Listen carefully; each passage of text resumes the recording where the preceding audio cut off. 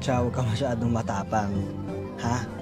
Hindi porket nakaligtas ka sa bala ng baril, eh, wala ka na agad kakatakutan. Bakit?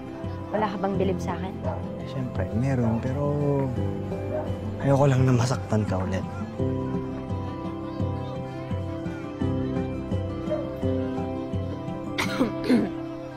It's getting late na pala.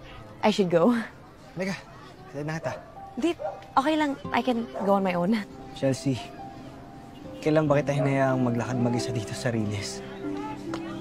Halika, Mucha, tara. Ha? Di na.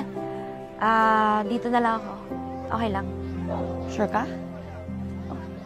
Oo naman. You sure? Let's go. Sige. Night. Ingat. Siyempre, gusto ko lang pakita sa'yo na may mga magagandang lugar din dito sa Riles.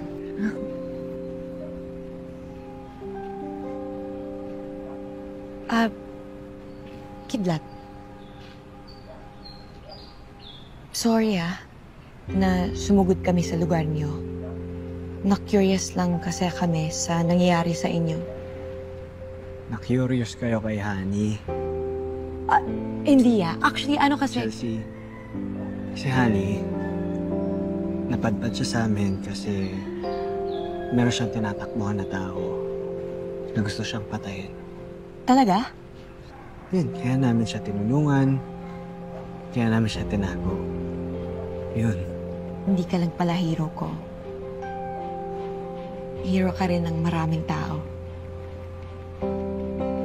You're a good guy, Kidlat. Salamat.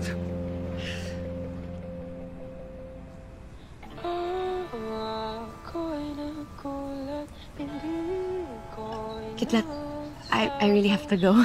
Sorry. Sige. Tara. Bye, Kidlat. Pangako sa sarili